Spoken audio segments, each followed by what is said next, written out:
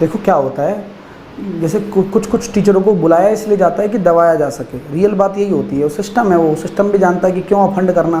दो चारों को बैठाते हैं, सेटल करते हैं, यही चेहरे बन रहे हैं, आओ भाई लपेटे में बैठो। Wake up to reality. आप भी गलती कर गए। अगर आप चाहते हैं कि आपके घर से नहीं किसी दूसरे के घर से शहीद भगत सिंह निकले, तो कम से कम आपको पत्थर मारने का हक नहीं था, इस मुहिम को खराब करने का हक नहीं था। एक वीडियो से आप भ्रमित नहीं हो सकते हैं।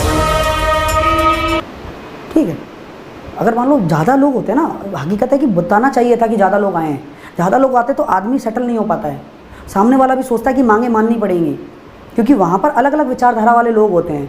कुछ बोलने वाले होते हैं, कुछ सुनने वाले होते हैं, कुछ समझदारी वाली बातें करने वाले होते हैं, तब जाके बात बनती है। ऐसे कोई जब कोई प्रोटेस्ट आप इस लेवल तक पहुँचा चुके हो और वहाँ पर इस तरह की चीज़ें लेकर आ रहे हो। Wake up to reality. आपकी तर्क शक्ति का बहुत बड़ा मूल्यांकन था ये। आप कैसे एक थंबनेल से फिर गए?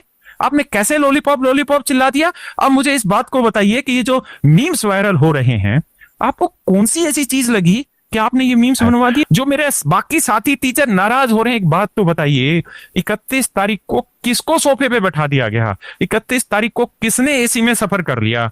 अरे सबको पता है हम कहाँ थे। सर 2 दिन में ही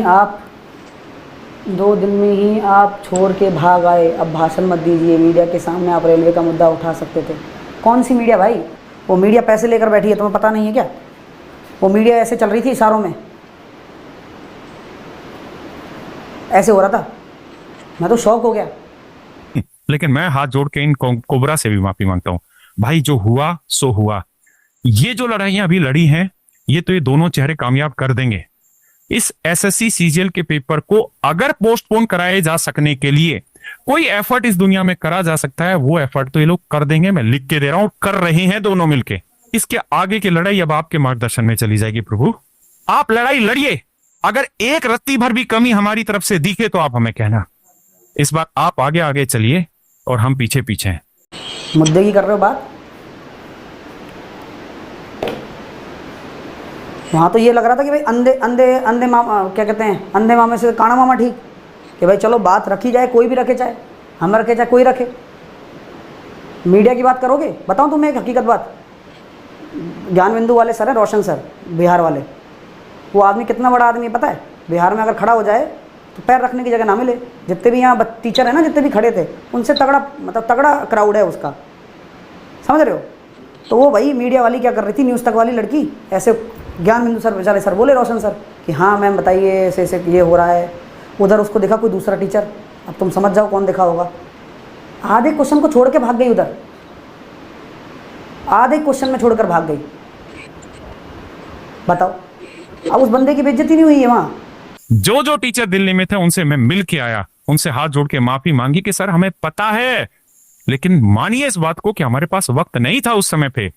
ज्ञान बिंदु के रोशन सर, मैंने उनको मैसेज लिखा और बताया कि सर हम शर्मिंदा हैं कि आप जैसे बड़े स्टार टीचर आते हैं और हम उनका वेलकम नहीं कर पाते हैं यहाँ पे। पता है उन्होंने क्या लिखा? उन्होंने लिखा कि सर मैं बहुत अच्छे से जानता हूं कि ऐसे आंदोलनों में ऐसी चीजें होती हैं। उन्होंने ताकि मेरे खिलाफ वीडियो नहीं बनाई।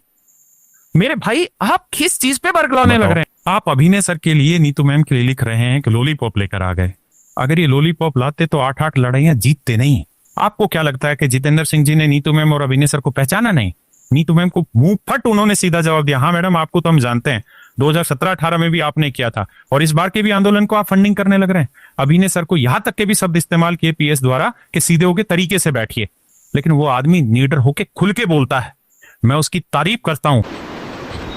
क्यों भागी छोड़ के? मालिक आ गया था, जानकार आ गया था। अब दिल्ली बैठे हैं, देखो शादी ब्याह होती है, आपने कई जगह शादी ब्याह में लल्लन टॉप वाले को देखा होगा। अब लिंक जोड़ो आप, अगर आप इतने समझदार हो तो। अगर आप समझदार नहीं हो तो बातें मत किया करो फिर। चलो, लेकिन एक बात बताइए कि जो आदमी जिस जगह परफेक्ट है, जिसको लड़ना आता है, जिसको सुधार लाना आता है, जिसने 8-8 मुहिमें कामयाब करके दिखाई है, अरे हमें टीसीएस प्रवक्ता बोला जाता है, जब मीडिया में जाते हैं तो हमें कोचिंग माफिया बोला जाता है। मेरे भाई, इन लड़ाइयों को डिप्लोमेटिक लड़ा जाता है। आज डोनाल्ड ट्रंप और नरेंद्र मोदी, डोनाल्ड ट्रंप ने 50% टैरिफ लगा दिया, मोदी जी ने आके गाली बक दी क्या उसको? अरे समझो यार, बुद्धि रखो थोड़ी बहुत, और आप में है। मैं जानता हूं कि ये लोग कौन करवा रहे हैं।